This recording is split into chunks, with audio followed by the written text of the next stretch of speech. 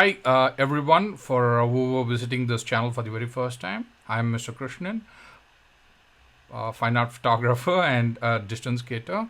We are going to do a small interview with the most important people in the industry, Mr. Don Sandusky and Mr. Pierre Duedal. Mr. Don Sandusky is owner, designer at SUPSkate and Hamboards and IDSA Ultraskate sponsor. And Mr. Pierre Duedal is owner designer at Stubby Precision Trucks, IDSA competitor, leader, and UK Ultraskate organizer. Welcome you all to this interview. Thank you very much. Thanks for helping me out. And this first, let's get to the questions straight away. To Mr. Pierre. You have been competing in LDP for many years. You have invented your own truck system and you are a member of the IDSA leadership group. Congratulations as a successful repeat organizer of UK Ultraskate 2024, and especially regarding the new women's long distance skating world record. Yeah. And what was your vision for the 2024 UK Ultraskate, and did you achieve your goals? Absolutely. I mean, the story really kicks back and started back in 2023 during the first edition. Main objectives were really just to offer the community a 24-hour endurance event, increase public visibility, and ultimately just offer a great event. And I think goals were certainly achieved. Our participants had a wonderful time. Feedback's been really positive. So absolutely, definitely. That's awesome. The next one comes to Mr. Don, sir. You have also been competing in the SSUP discipline, street stand-up paddling, for the last 5 years. You are a sponsor for IDSA and various ultraskate events, and you have invented your own boards and skate poles for the sport. How did the UK Ultraskate go for you? Well, the UK Ultrasport exceeded all of my expectations in many ways. Cool. I had met and known several of the people that were intending to participate in the event online, but never met them in person. There were people from France and from Germany that I had these relationships with through social media. And I got an opportunity to meet these people. And then, of course, learning to work with Pierre was an extraordinary experience. I learned something really important about England. It can be really cold in the summertime. But we also, what an amazing track, smooth, perfect course. The execution on the event was flawless. And we got to participate in some of the preliminary events on the Friday night before the main event that Pierre had facilitated. And to my shock and amazement, the embrace of the concept of adding the pole to the sport was overwhelming, even to the extent that several people decided to kind of change disciplines overnight. And ended up using the pole the next day, which was terrific. That's awesome. That's awesome. And also, I'm sorry, it was kind of a double opportunity for me because I have a new distributor in the United Kingdom for our gear. It's Tutorial Supplies. And he came and he was brand new to the whole concept of endurance skating, and he'd never really tried or seen our gear. And he actually got to completely experience the enthusiasm of the whole thing, including our discipline. And it was really, really amazing. Good to know, sir. Good to know. So the next question comes to Mr. Pierre. Over the years, several people choose to compete in unusual categories. Not too long ago, SSUP was one of those outliers. It's been hard not to notice the SSUP, a perennial outlier, is becoming more popular. Was the SSUP category embraced by UK Ultraskate 2024 participants, and do you have any concerns? Yeah, so absolutely. I mean, first of all, as far as kind of the others category, inverted commas, we're always, and so I'm always very keen to encourage other people to partake in the event. mean, this year we had quite a unique addition to the event. So as well as again seeing Mark, a good friend of mine, riding his skateboard, and again I'm pretty sure achieving a new world record, along with Lena achieving her world record. We also got to see what was it called, a skate bike, which joined us this year, which is a kind of almost unicycle combined with a skateboard truck. So we're always happy to embrace new participants in new categories. Generally speaking, the only kind of criteria for me is kind of doing my due diligence and ensuring kind of the safety of the riders. So ultimately, you know, if it wasn't safe, we would have to ask people to leave the track. But essentially, as far as SUPSkate, we're very keen to support that discipline, and it's been incredibly well received. And really, ultimately, I guess that brings me on to maybe like 2 points. As Don said, during the initial challenges on the Friday. There were a lot of people that partook in the pre-events, and many riders who had never tried a SUPSkate suddenly found a new passion and joy for SUPSkate through the challenges, and then subsequently ended up joining kind of the bandwagon, so to speak, in riding SUP throughout the event itself. So I think it's arrived, SUPSkate. It's here to stay, and it's socially embraced by the UK Ultraskate. But I think it will be embraced by other events like it. Awesome. Concerns maybe just ultimately how people kind of use the poles. Obviously, if you're kind of flailing your pole out and swinging around, you're going to end up jousting someone. That's obviously an enormous issue. Equally. Another concern is maybe kind of visibility of poles at night. I don't know what your thoughts are, Don. Yeah, well, I agree with you 100%. You know, unlike the Miami Ultraskate, the UK Ultraskate, and I believe the Dutch Ultraskate, which I haven't been to, you know, at nighttime can be quite dark without a full moon and clear sky. And so the riders either have lights on their helmets front and back, or they have lights on their boards front and back, but these poles, there's no lights on them. So Pierre and I have been talking about maybe adding maybe just a reflective sticker on the tip of the pole or something to let people see that, so that if they're bombing down the hill next to them, they don't run into it. But generally speaking, I'm kind of, while I'm participating, I'm kind of course patrol on this whole pole management thing. And I know other riders are too. We try to get people to return their stroke in the same vertical plane that they're pushing off in. And all it takes is a little nudge for a rider to say, hey, let's you know, start thinking about this, especially at night when you're close to somebody else. Let's think about this return stroke discipline. But honestly, that's the only real concern, other than being overtaken on uphill sections where the people that are not doing the SSUP plus category of pushing up the hill, for people that are only using the pole to get up the hill, I mean, we slow down a lot. So we're going to get overtaken, and that's when you really have to have discipline with your pole, when you're being overtaken. But beyond that, I think the other participants have no objections, and they're curious. And they might even be kind of thinking, they wonder if they could use it every now and then. So we'll see where it goes from here. But I've been very appreciative of the gracious hospitality of not only the event sponsors, but also the participants. So very glad to know about the positive response. So this one goes to both of you. What board setup seems to be trending under the feet of LDP competitors and SSUP competitors? Well, yeah, sure, I'll go first.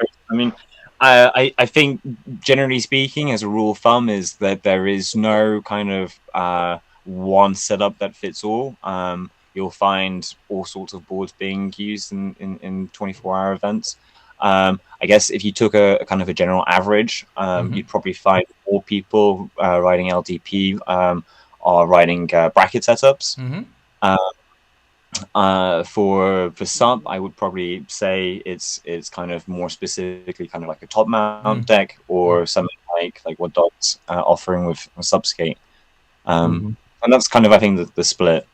Awesome. Yeah, I think in the SSUP plus category, which is push, pole, and pump, Yeah. you're seeing basically LDP setups. Okay. But in the SSUP category where you don't push, we're seeing kind of flat decks, longer decks, and that's because the technique is a little bit different. But it's all good. But I'm definitely seeing preference for the longer, wider, flat deck, because the foot placement without the pushing aspect to it, you need to move your feet in various different locations to get up the hill and staying on the board without pushing. So, but it's all good, and it looks like every single time we go to a Ultraskate event, our SSUP people are actually doing better and better all the time. Yeah, and just to add to that point, I think a key point maybe to maybe clarify is, so in the kind of SUP and SUP plus category, it's quite distinctly defined and separated by SUP is uniquely with a pole, whereas SUP plus is pole and also with pushing, which obviously depending on where you're kind of your stance and where you're coming from, you may find that. And certainly this is an observation I found through riders that I'm seeing coming along. There's a trend between kind of LDP riders which have the aficionados which have reached the pinnacle of what they can achieve within LDP and have now decided to migrate over into SUP plus or SUP.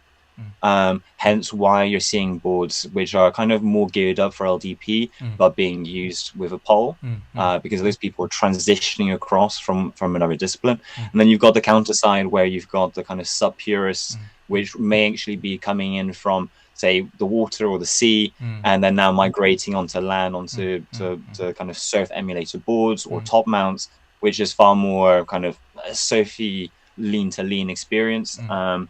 And I think that's kind of maybe a key defining point or element to bear in mind in terms of those trends and who's using what.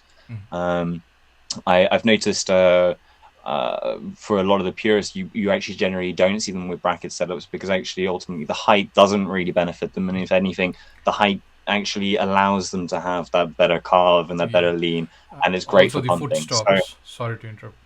Sorry. Yeah. That's okay. Oh, yeah, sir. This question is towards Mr. Don, sir. I have noticed in some of your social posts you've been evaluating new truck designs and decks. Have they been race tested before? Like, what drives your R&D concepts, and do you have anything new coming out? Sure. So our SUPSkate brand is kind of born out of the handboards tradition of the trucks designed. Basically, handboards makes long boards, long carving boards, or long surf skates for surfers. So we're about engaging the rail. We think about getting the rail in the water to make the turn and the carve. But SUPSkate is kind of born out of that and kind of transitioned into this endurance skate pulling side of things. Under the SUPSkate brand, there has never been a single product that's been commercialized that wasn't battle tested by athletes at one of the UK or the Miami Ultraskate events. And the same, so we took advantage of the UK Ultraskate and we tested a new 55-degree front pivot axis truck in the front. We tried. I had some new pole concepts that were in play. And yes, we're pursuing lightweight boards that are pretty innovative, and that'll probably be tested in Miami this coming February. That's awesome, sir. That's awesome. Yeah. One more question for Don, sir, again. Mr. Pierre usually competes as an individual, but you participate on 4-person relay teams. Please explain the relay team strategy. So let's split this up between me and Pierre, but I'll tell you how I did the team, and then he can talk about the kinds of teams that participated at the event. Cool. Generally, and I learned this from other people. Leonard Leffler from Miami is the guy that came up with this concept and taught it to me. We've got 4 guys on a team, or 4 people. It's not just guys. 1 does 2 laps, 2 does 2 laps, 1 does 2 laps, 2 does 2 laps, and then 3 does 2 laps, and 4 does 2 laps, and then you keep cycling through that. And that breaks up the challenge to a series of sprints. Generally speaking, to get about 200 miles, you've got to do over 15 sets of sprints, let's say. And that's how we start. Now, after midnight, everything goes out the window because people get tired, and somebody's got to have dinner. Somebody needs to go to take a nap. Somebody needs a shower. And then it's like, well, have you got an extra couple laps, and you take them. And then by the time it's 7 o'clock in the morning, everybody's delirious. And I'm like, I can't do another lap. Can you? But it's a great way to break it up. And that's kind of how we run our teams. And we shared that with the Royal Air Force team and the UK Army team. And they adopted that too. But that's how we've done it in the past. I don't know if there's other ways to do it, but that's how we did it. Mr. Pierre, do you have something to add to it? Yeah, absolutely. Well, I think as far as strategy is concerned, I mean, we could be at it all day, and teams find their own ways and their own rhythms as they go along. Some people are just very much like they freestyle it. If they want to ride, they ride. If they're done, they're done. They pass the baton on and so forth. As far as kind of the benefits and teams in general, as far as an organizer's perspective, I think teams offers a real opportunity for individuals to be able to partake in events without necessarily the fears and the worries and the kind of commitment of a 24-hour event. A 24-hour event, when you say it's a 24-hour event and you're riding for 24 hours, people say, no, I can't do that. It's just unfathomable for some people. So by comparison, having a team is a great opportunity to have, smaller time slots. It's more tangible. So there's a great opportunity there just to be involved. But equally to that point, so this year we introduced the anonymous teams, which was a substantially reduced registration fee for the event, and it basically meant that you were pooled to be part of a team. Again, we appreciate how difficult it can be to organize a team. So having the opportunity just to join a team, pay a small token fee effectively, and get to enjoy the event is a great way to... And to build on that is such a creative concept and such a good idea. And I'll bet you $5 that those guys that went on that anonymous team have formed lifelong relationships and friendships. Because when you're a warrior out there doing something that demanding, you can't help but fall in love with the other people you're riding with. It's true. That's awesome. Yeah. That's awesome. Great to know about your team perspective on team participations. My next question is about the entire event here. Outline the challenges of organizing UK Ultraskate, something like UK Ultraskate, and how you achieved such a successful competition. Wow, that's a very big question. It's an unbelievable amount of work to organize the UK Ultraskate. If I rewind the clock back to 2023, when I started preparations for the event, I had very little time. I was working until, pretty consistently 3-4 in the morning every night for several weeks until the event, to which I was totally burnt out. But I mean, in terms of some of the challenges, I mean, we faced I faced issues with finding a venue, with the kind of finances and the funding of the event, the other logistics, so like first aiders, insurance, manning the event. There's a lot of factors to bear in mind. This year, luckily, I knew what I was doing, which substantially helped. But still, it's an enormous amount of work. And I guess, to that point, moving forwards to try to lighten the burden, I've started organizing a committee for 2025. So we'll have 3 members for the committee, myself as the head, and then Kevin Murphy and Alex Safar, which will be joining the committee to help organize the event. That's awesome. Yeah, so we're kind of future-proofing, so to speak, the event. Either way, whether I'm in the picture or not, or someone else's, hopefully we've still got that continuity. That's awesome. Yeah. Sir, this one is directed towards both of you. You're both creating innovative gear for use in endurance skating. Please compare your approaches and how they complement each other. I can do it. Yeah, go for it. I'll add. So we do have kind of different but complementary approaches. I think that I'm coming at these competitive events from a water background. So all of the gear that I designed has in mind the surfer, the sup racer, and frankly the snowboarder and the wakeboarder. I'm thinking about those people and how to get them to. They're already endurance athletes. I'm trying to get them to, who would never think about stepping on a skateboard because they're terrified of falling down. I swear that's a fact. And so I try to design boards that feel like they feel on the water somewhat, but can still pump and still be competitive.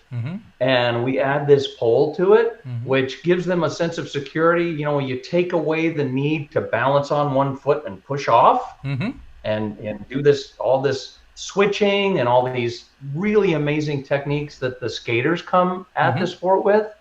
So I'm looking at the sport from bringing new people into endurance skateboarding that aren't even skaters.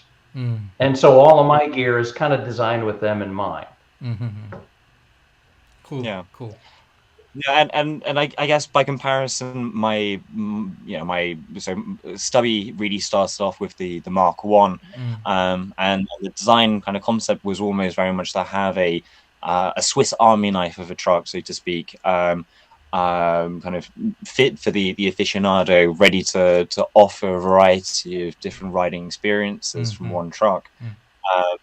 I came at it from a personal experience of entering the sport, having gone from riding a pool deck or a cruiser deck, or maybe even a longboard, just enjoying it, but kind of feeling like I was missing something, and then discovered LDP, and then dived head face into this bottomless pit, trying gear out. and it's a never-ending rabbit hole.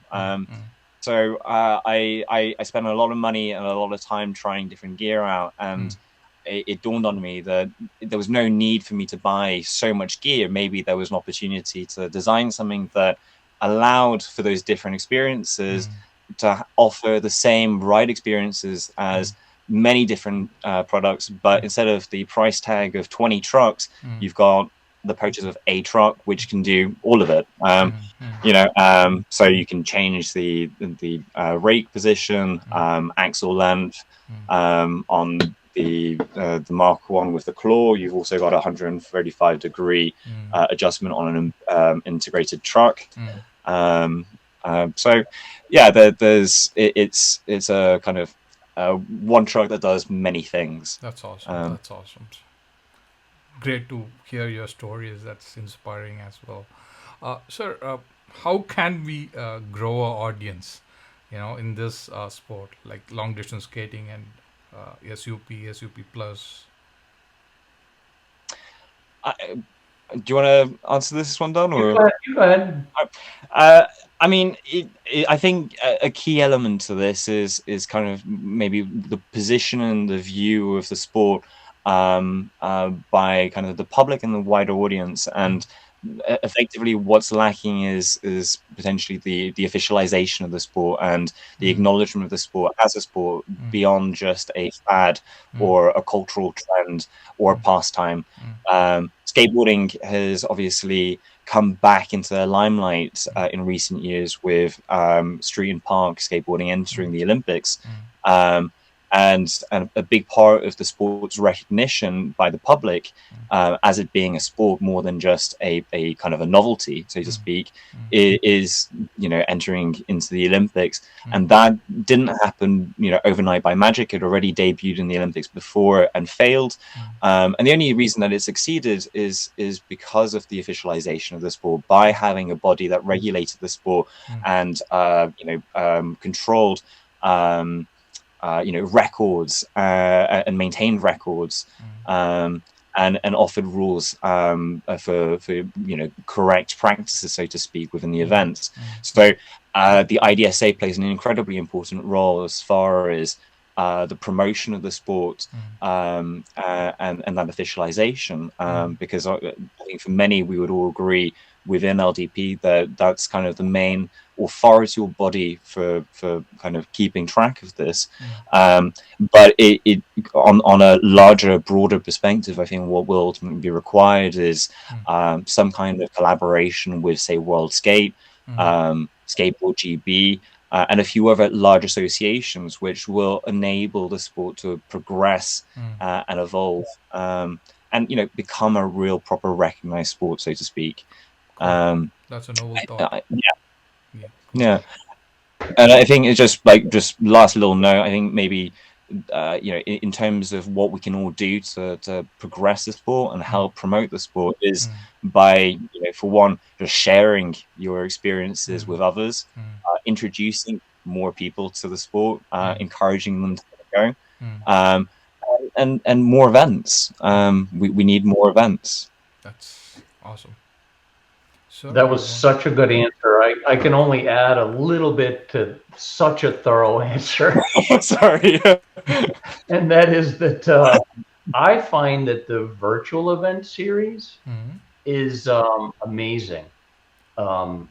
Because Pierre outlined the challenges of organizing like a sanctioned competitive event. That's real high energy, and it's going to take a while for people to grip the nerve and the front load the investment in making those things happen. I'm very thankful to every one of the people that organizes those things, and I don't know why all of the manufacturers that are relevant in this industry aren't posting up, supporting teams, and doing all these things. I call these people regularly and say, why don't you come next time? And they will.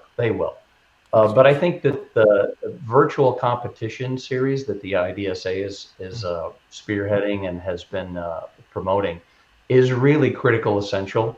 I also think that smaller local half-day events like a 5K, 10K marathon distance that are kind of bootleg competitions, you know, like you just couple people get together and throw down and just do them, and then post in the right groups to build community.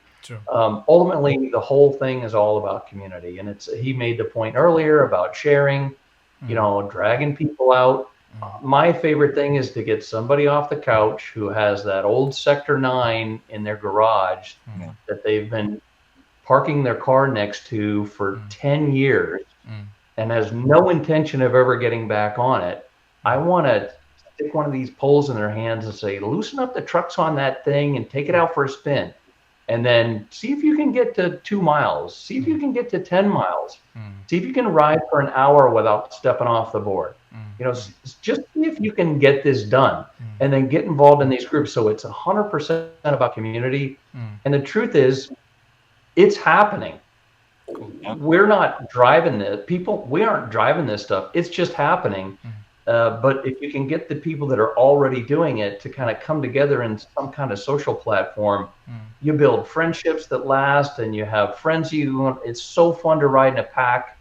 So it's just a matter of geometrical growth. You know, things don't grow exponentially in our world, they grow geometrically. And so it takes one person talking to another person and getting them to go out for a ride. And that is the little bit extra in addition to his really good answer. That's awesome, sir. That's awesome. Thank you so much. Thank you so much. If I have to add, I wish there are Indian participants and Indian e-commerce sites, collaborate with the Western world and spread the sport over here. Anyways, thank you so much. Thanks for taking time to join this interview. I'm very, very, feel blessed for this. Thank you so much, sir. No. We owe you a debt of gratitude, right, Pierre? Absolutely, totally agreed. No, it's been a pleasure. Thank you. Everybody knows, everybody sees what you're doing, and everybody appreciates it. And we really appreciate you caring enough to tell our story. Thank you. Thank you. Yeah, thank you. Very grateful, sir. Thank you. Thank you. And funnily enough, let me just add to Don's point. I mean, and for that last question about what can we do as a community to progress things, your contribution is exactly what we need. I don't know anybody within the LDP community that doesn't know you, that doesn't enjoy your videos. You're I think inspiring some people to document their own journeys into the LDP. So yeah, continue what you're doing. Thank you. And very grateful. Hopefully more people joining along in the bandwagon, make more videos, encourage more people to start taking up sports. Yeah. All right. Thank you, sir. Thank you. Thank you, sir. Thank you so much. Thank you, Krishnan. Thank you, sir.